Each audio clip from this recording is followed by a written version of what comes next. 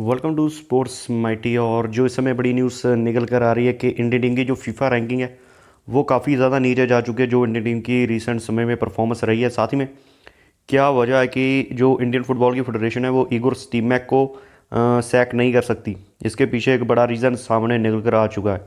तो पहले बात कर लेते हैं इगोर स्टीमैक के बारे में।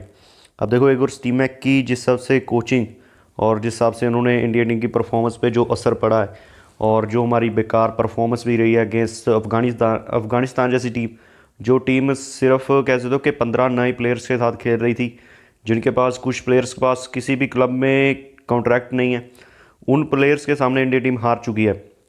और इगोर स्टीमैक के एफ सी एशियन कप में भी खराब परफॉर्मेंस रही है। बट उसके बावजूद क्या बड़ा रीज़न है कि जो फेडरेशन है वो उनको नहीं निकाल सकती है। तो उसके पीछे एक बड़ा रीज़न ये है कि जो इंडियन फुटबॉल की फेडरेशन है उन्होंने जो कॉन्ट्रैक्ट 2023 से पहले दिया था इगोर स्टीमैक को, उसमें ये चीज़ें बताई गई थी कि अगर फेडरेशन चाहे तो उनको सैक कर सकता है। बट जो लास्ट ईयर एक और कॉन्ट्रैक्ट दिया गया इगोर स्टीमैक को, जिसमें ये चीज़ साफ साफ लिखी थी कि अगर इंडियन फुटबॉल की फेडरेशन चाहे तो उनको सैक नहीं कर सकती, बल्कि खुद इगोर स्टीमैक अपनी मर्जी से ही अपनी जो पोजीशन है वहाँ से कह सकते हो कि इस्तीफ़ा दे सकते हैं। और खुद की मर्जी चाहिए इगोर स्टीमैक को कि हाँ भाई मैं अपनी पोजीशन से हट रहा हूँ।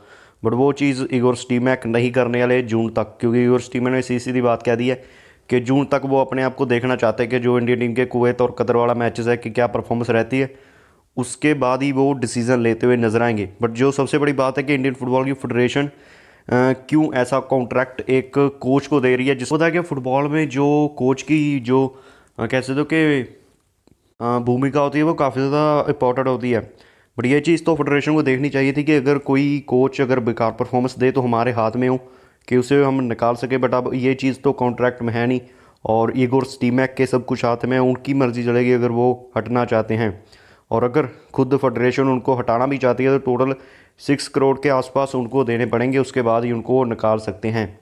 तो दोनों तरफ से फेडरेशन अब फंस रहा है, और ना ही उनको निकाल सकते हैं ना ही उनको रख सकते हैं। बट इसमें सबसे बड़ा कैसे होता है कि फेडरेशन का आता है, ऑफकोर्स सभी लोग खुश हुए थे लास्ट ईयर जब उनको कॉन्ट्रैक्ट इगोर स्टीमैक का बढ़ाया गया था, क्योंकि इंडिया की परफॉर्मेंस काफ़ी बढ़िया थी। अगेंस्ट इराक देख लो, हाँ सैफ जीते थे हम, तो लग रहा था कि हाँ इस कोच के साथ आगे चलना चाहिए। बट ये चीज़ एटलीस्ट कॉन्ट्रैक्ट में होनी चाहिए थी कि फेडरेशन के हाथ में हो कि उनको निकालना है कि नहीं। बट ये चीज़ अब जो फेडरेशन है उनके हाथ में नहीं है।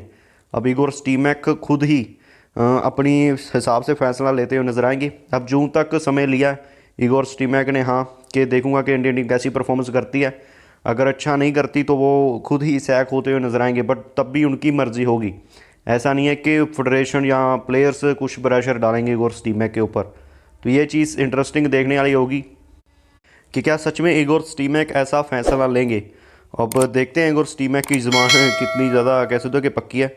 बट ये चीज़ जो हमारी फेडरेशन कुछ पिछले कुछ समय से कर रही है, काफ़ी ज़्यादा ख़राब डिसीज़न लेते जा रही है, और खुद भी करप्शन वगैरह, और खुद का भी एक कह सकते हो कि जो फेडरेशन है वो एक सही रास्ते पे नहीं चल रही है, इंडियन फुटबॉल में अच्छा काम नहीं कर रही है। और ऊपर से ऐसी चीज़ें और निकल कर आती है तो और ज़्यादा जो फैंस का जो कहते हैं दिमाग और ज़्यादा ख़राब हो जाता है। तो ये चीज़ों पे काम करने की ज़रूरत है फेडरेशन को। बट यही है हमारे इंडियन फुटबॉल में, और ऐसी चीज़ें शायद आगे भी चलती हुई नज़र आएंगी। बट उसके अलावा इंडियन फुटबॉल की टीम की परफॉर्मेंस की बात करें तो वो भी काफ़ी ज़्यादा ख़राब रही है। अफगानिस्तान के अगेंस्ट लगा लो आप, आगे भी कह सकते हो कि इंडियन फुटबॉल की एफ सी एशियन कप में, उसके अलावा कतर अगेंस्ट। और ऐसी परफॉर्मेंस देखने के बाद ही इगोर स्टीमैक के ऊपर ये चीज़ें ज़्यादा चलनी स्टार्ट हुई है कि उनको अब टीम से निकाल देना चाहिए, कुछ बड़े प्लेयर्स को भी निकाल देना चाहिए। और इसका डायरेक्ट असर इंडियन टीम की एक तो वर्ल्ड कप क्वालिफायर के थर्ड राउंड में जाने के ऊपर ज़्यादा पड़ा है। साथ ही में एक और चीज़ जो इंडियन फुटबॉल टीम के लिए बुरी हुई है वो है फीफा रैंकिंग। अब फीफा रैंकिंग 121 पे आ चुकी है, मतलब इंडियन टीम के लिए और ज़्यादा बेकार चीज़ें होती हुई नज़र आ रही हैं। और जब इंडियन टीम में गोर्स टीमैक आए थे तो इंडियन टीम की जो फीफा रैंकिंग थी वो 170 के आसपास थी। बट अब ये 121 पे पहुंच चुकी है। इंडियन टीम ने लास्ट ईयर बढ़िया परफॉर्मेंस दी थी अगेंस्ट बिग टीम्स भी। आप कह सकते हो कि इराक के अगेंस्ट अच्छी हमने परफॉर्मेंस दी थी। उसके अलावा कह सकते हो कि कुवैत को भी रहा था, और भी सैफ में चैंपियनशिप में भी लेबनान और कुवैत अच्छी खासी टीम थी, उनके अगेंस्ट भी अच्छा किया था। तो जिसका असर भी रैंकिंग में पड़ा था, और हम टॉप 100 के अंदर आ चुके थे।